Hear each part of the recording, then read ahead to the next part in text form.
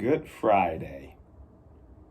Why is it celebrated? Good Friday. Why is it celebrated when a man was murdered? Who is this man, you may ask? His name was Jesus. Hi, my name is Maurice Braxton, and welcome to my new channel. And today I just want to briefly talk about why Good Friday is celebrated.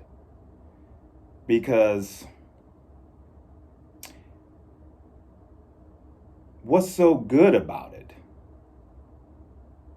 Well, the good is that Jesus fulfilled the promise. He sacrificed his body for us so that we no longer have to go to the priest as it was many years ago and make sacrificial for lambs or wait for the priest to go into the temple and ask for the forgiveness of sins.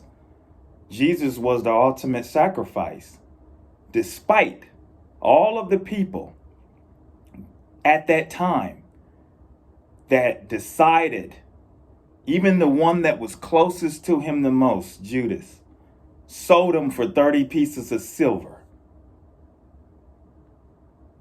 Sold him away. And the people hated him. Spit on him, beat him. All upset with him. And Jesus did not come to do any harm. Judas saw Jesus perform miracles and feed, take care of the sick and do all of these miraculous things. And unfortunately, that applies to us as well. We'll have those that will come to us, those that are around us. It can be a family member. It can be friends, co-workers. They will betray us. They will betray us, and you would have never thought that your wife will walk out with another man.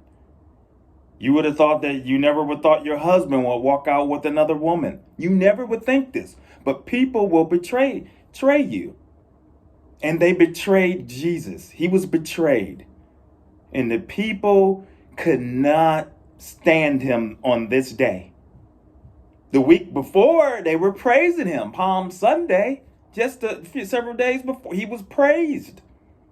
Now, his life is in the balance. And what's so good? Why is Good Friday, celebrated? And what's so good about it is that he was willing to sacrifice himself for mankind. That goes for you, me, all of us. Those that's not even born yet. It applies to the entire world from now, this day forward, and back then, and all the way up to this day forward. He died for us. And he wanted to make it right. That was the main point. He needed to make it right. Because if he did not make it right, Satan would have had the victory. And thank God he made it right. But because he sacrificed himself, because he pleased God and sacrificed himself, he made it right. And because of that, we can go to God.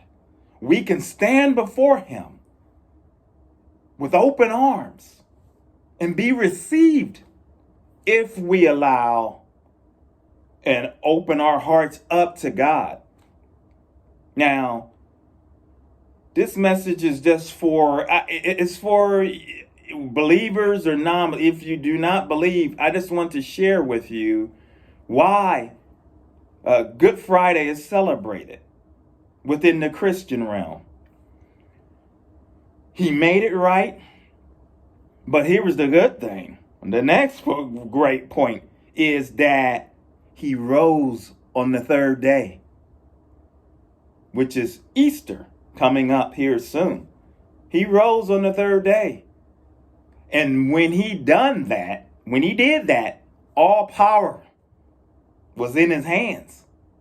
Satan power, he snatched that power right from any power that he had. Satan thought he had him. And that's the thing.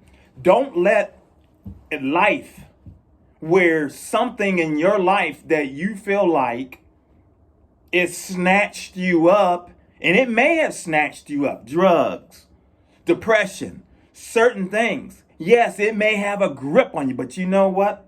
Because Christ died on Good Friday and rose again, all power is in his hands. And there is nothing that can defeat the power of God. Trust me, he turned my life around. I'll share testimonies and as this channel progresses of what he did and how he brought me to Christ. And I'm going to tell you one thing. I know in my heart 100% that he's real. And is he real to you? Do you have a relationship with him? Because that's going to be the key. He died on Good Friday, was why we celebrate it. He died because he wants us to have a relationship with him. Because if we all die without Christ, unfortunately, the place that was destined for the Satan himself and his angels, which is another term for them, or demons, that place is hell, hell itself. God never intended for human beings to be destined for hell. Never. It's for Satan and his little workers, demons, destined for hell. And unfortunately, because Jesus sacrificed himself, we are able to have that relationship with him, give him our heart, come to him, and be received into heaven. And we do not have to be destined for hell. A lot of people think that if I give my life to Christ, or if I do this, if I do that, my life is going to be boring. It's not going to be boring. There's freedom in Christ. The truth will set you free. It's a great life to have the burden of the world taken off of your shoulder. And he says, my yoke is easy, my burden is light. That's what Jesus said. That's the great thing. There's freedom in Christ. Now, does it mean are you going to have no more problems and life's just going to be rosy? No, it doesn't. Because I've had a lot of ups and downs. You're going to have your valleys. Yeah, you will have ups and downs. But you'll have somebody walking with you. Let him walk with you. If he's not walking in your life right now, let him come into your heart.